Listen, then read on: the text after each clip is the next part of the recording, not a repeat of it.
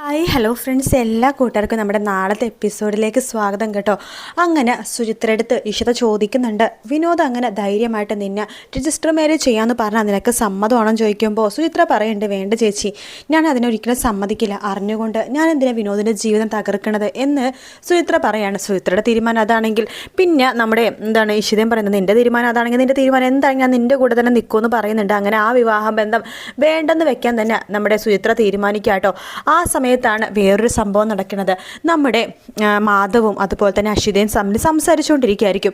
ആ സമയത്ത് മാധവ് പറയുന്നുണ്ട്, എന്ത് പറയാനാണ്, അവൾ ആ ആശ്രമത്തിൽ പോയത് ഇപ്പോൾ തലവേദനയായിരിക്കണത് ഇഷിതക്കാണെന്ന് പറയുമ്പോൾ, ഇഷിതക്ക് എങ്ങനെ തലവേദന ആയത് എന്ന് അശ്വിത ചോദിക്കുമ്പോൾ, ഒന്നും പറയണ്ട, ആ സ്വാമി അവളുടെ കുഞ്ഞു പോവാൻ കാരണം അവളെ ചികിത്സിച്ച ഡോക്ടറാണെന്നും ആ ഡോക്ടറിൻ്റെ ആദ്യത്തെ അക്ഷരം ഈയിലാണ് തുടങ്ങണേന്നൊക്കെ പറഞ്ഞു.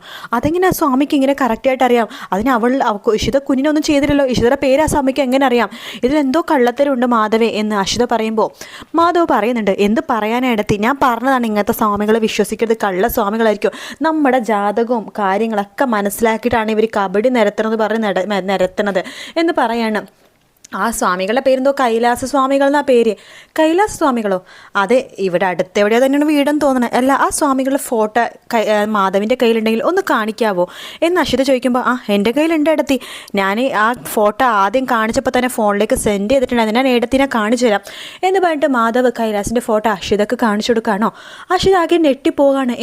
ഇതാണോ കൈലാസ സ്വാമികൾ? അതെ, ഇതാണ് കൈലാസ സ്വാമികൾ. എന്താ ഇടത്തി ഇവരെ നേരത്തെ കണ്ടിട്ടുണ്ടോ? കണ്ടിട്ടുണ്ടാവുമായിരിക്കും, സോഷ്യൽ മീഡിയയൊക്കെ ഇപ്പോൾ തരംഗമാണല്ലോ.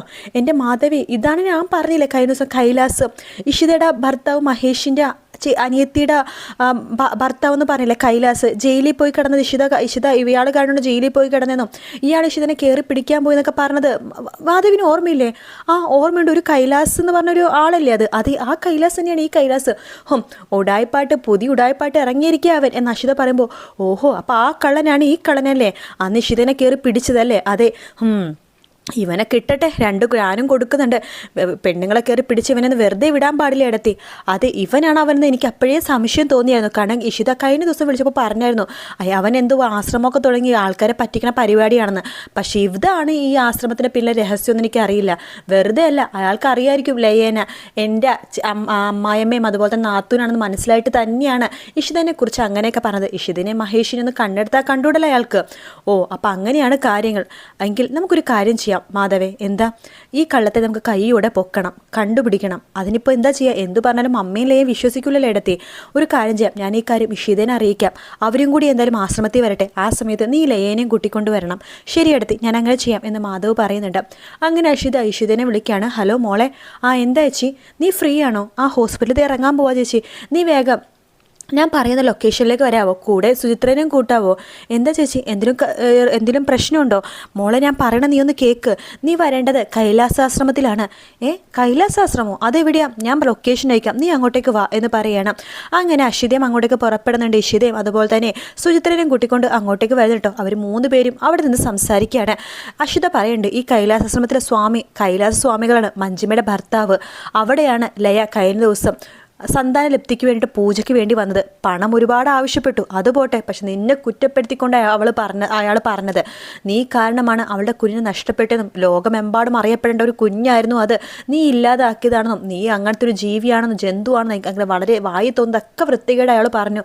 ഓഹോ, അപ്പം അതാണ് ആ സ്വാമികളുടെ ഉദ്ദേശം അല്ലേ? അത് മാത്രമല്ല ചേച്ചി, കഴിഞ്ഞ ദിവസം സുചിത്രയുടെ കാര്യം ചേച്ചിക്ക് അറിയാം മോളെ. അപ്പോൾ എല്ലാത്തിനും പിന്നെ ഈ കൈലാസാണ്.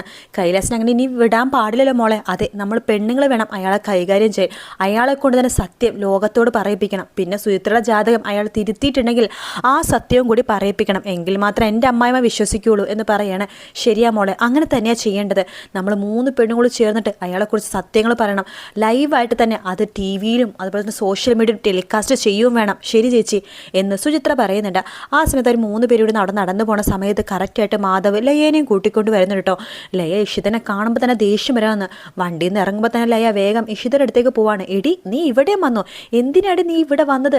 നിനക്ക് സന്താനലബ്ധി പൂജയ്ക്ക് വേണ്ടി നീയും വന്നല്ലേ, കുഞ്ഞുങ്ങളുണ്ടാവാൻ വേണ്ടി. എടി, ഞാൻ പ്രാഗുവാടി, നിനക്ക് ഒരിക്കലും ആ ഭാഗ്യം കിട്ടില്ലടി എന്നൊക്കെ പറയുമ്പോൾ ഇഷിതക്ക് ആകെ ദേഷ്യം വിട്ടു. ഇഷിത പറയേണ്ടത്, ലയ, ആവശ്യമില്ലാത്ത കാര്യങ്ങളാണ് നിങ്ങൾ സംസാരിക്കുന്നത്. എന്നോടെല്ലാം പറഞ്ഞേ, സ്വാമികളെല്ലാം പറഞ്ഞു നീയാണ് എൻ്റെ കുഞ്ഞില്ലാതാക്കിയത് സത്യം സ്വാമികൾ പറഞ്ഞു. സ്വാമികൾ, ഞാൻ ഒന്നും പറയുന്നില്ല. ഇന്നെല്ലാം സത്യം എല്ലാവരും ബോധ്യപ്പെടുത്താൻ വേണ്ടി തന്നെയാണ് ഞാനിവിടെ വന്നിരിക്കുന്നത്. ഞാനൊരു പൂജക്കും കാര്യത്തിനും വേണ്ടിയിട്ടല്ല വന്നിരിക്കുന്നത്. ഇവിടുത്തെ സ്വാമികളുണ്ടല്ലോ, അയാളെ തനി നിറം ഇന്ന് പുറത്താവാൻ പോവാ. എടി നിൻ്റെ സ്വഭാവം എനിക്ക് നന്നായിട്ട് അറിയാം. കുഞ്ഞിനെ വയറ്റി വെച്ചിട്ട് ഇല്ലാതാക്കുന്ന ഡോക്ടറല്ലേ എടി നീ എന്നൊക്കെ പറയണം. അപ്പോഴേക്കും അവിടുത്തെ ആൾക്കാരൊക്കെ ഇനി ഓടിക്കൂടുക കേട്ടോ. മാധവ് പറഞ്ഞില്ലേ, നീ ഒന്നും അടങ്ങിയിരിക്കില്ലേ, ഇത് ആൾക്കാരൊക്കെ ശ്രദ്ധിക്കട്ടെ, ആൾക്കാരൊക്കെ ശ്രദ്ധിക്കട്ടെ. നിങ്ങൾക്ക് നോവും, നിങ്ങളുടെ ആദ്യ ഭാര്യയാണല്ലോ ഇത്, കാമുകിയാണല്ലോ ഇത്, ഒരുപാട് വർഷം മനസ്സിലിട്ട് സൂക്ഷിച്ചാണല്ലോ ഇവളും നിങ്ങളും. ഇപ്പോഴും നിങ്ങളുടെ മനസ്സിൽ ഇപ്പോഴും ഇവളുടെ മനസ്സിൽ നിങ്ങളും നിങ്ങളുടെ മനസ്സിൽ ഇവളും ആണെന്ന് എനിക്ക് നന്നായിട്ട് അറിയാം. പിന്നെ എന്തിനാണ് നിങ്ങൾ എൻ്റെ ജീവിതം തകർത്തത് എന്നൊക്കെ ലയ ചോദിക്കുകയാണ്. ഇവളൊരു ചീത്ത ഡോക്ടറാണ്, നിങ്ങളെല്ലാവരും കേട്ടോ എന്ന് പറഞ്ഞിട്ട് ആ നാട്ടുകാർത്തൊക്കെ പറയാണ്, ഇവളെ മോശപ്പെട്ട ഡോക്ടറാണ്, കുഞ്ഞുങ്ങളെ ഇല്ലാതാക്കുന്ന ഡോക്ടറാണ് ഇവള് എന്നൊക്കെ വിളിച്ചു പോവാണ്. അത് വിളിച്ചു പോകുമ്പോഴേക്കും മാധവിനാകെ ദേഷ്യം വരണം. മാധവ് അപ്പം തന്നെ ലയയുടെ മുഖത്തൊരു ഒറ്റടി വെച്ച് കൊടുക്കണം. മിണ്ടിപ്പോവരുന്നേ, മിണ്ടാതിരിക്കും, ഇങ്ങോട്ട് വാ എന്ന് പറഞ്ഞിട്ട് വിളിച്ച് കൈലാസ സ്വാമികളുടെ ആശ്രമത്തിലേക്ക് കൊണ്ടുപോവാണ്. അപ്പോൾ ഇഷിതയും അഷിതയും സുചിത്രയും കൂടിയിട്ട് അതിന് മുമ്പിൽ തന്നെ കൈലാസിൻ്റെ അടുത്തേക്ക് പോകുന്നുണ്ട്. അപ്പോൾ കൈലാസ് ഇങ്ങനെ ധ്യാനിക്കണ പോലെ ഇങ്ങനെ ധ്യാനിച്ചുകൊണ്ടിരിക്കുക കേട്ടോ. ആ സമയത്ത് കൈലാസിൻ്റെ ആ ഒരു ശിഷ്യം പറയുന്നുണ്ട്, 3 പെണ്ണുങ്ങളാ സ്വാമി വന്നിരിക്കണേ. 3 പെണ്ണുങ്ങളോ? അതെ, സുന്ദരി മണികൾ. ഇവിടെ ഇരിക്കാൻ പറയൂ എന്ന് പറഞ്ഞിട്ട് കൈലാസ് കണ്ണടച്ചിങ്ങനെ ഇരിക്കുകയാണ്. അങ്ങനെ ഇഷിതയും അഷിതയും സുചിത്രയും കൂടി അവിടെ വന്നിരിക്കുന്നുണ്ട്. കൈലാസിനറിയില്ലല്ലോ 3 സുന്ദരികൾ ഇവരാണെന്ന്. കൈലാസിങ്ങനെ കണ്ണു തുറക്കുമ്പോഴേക്കും ഞെട്ടിപ്പോവാണ്. നിങ്ങളെന്തിനാ ഇവിടെ വന്നത്? അത് സ്വാമികളെ കാണാൻ വേണ്ടി വന്നതാണ് സ്വാമികളെ എന്ന് പറയാണ്. വേണ്ട, ഞാൻ നിങ്ങളെ നോക്കില്ല, ഇറങ്ങിപ്പോയി വിടുന്ന്. അങ്ങനെ പോകാൻ പറ്റുമോ സ്വാമികളെ എന്ന് പറഞ്ഞിട്ട് ഇഷിതയും അഷിതയും സുചിത്രയും കൂടിയിട്ട് കൈലാസിൻ്റെ മുഖം മതിലിങ്ങനെ ഉരയ്ക്കുവാട്ടോ. ശേഷം കൈലാസിനെ നിലത്തിട്ട് ചവിട്ടി കൂട്ടുന്നുണ്ട്. കൈലാസ് അപ്പോഴും സത്യങ്ങളൊന്നും പറഞ്ഞു കേട്ടോ. കൈലാസിൻ്റെ ശിഷ്യനാണെങ്കിൽ അയ്യോ സ്വാമികളൊന്നും ചെയ്യല്ലേ, അയാൾ ദിവ്യനാണ് അങ്ങനെയൊക്കെ പറയുമ്പോഴേക്കും അവിടെ താനൊന്ന് ഓടിപ്പോടെ, അല്ലെങ്കിൽ തന്നെ ഞങ്ങൾ പടവാക്കും എന്ന് പറയുമ്പോൾ ശിഷ്യൻ ഓടി രക്ഷപ്പെടുവാണ്.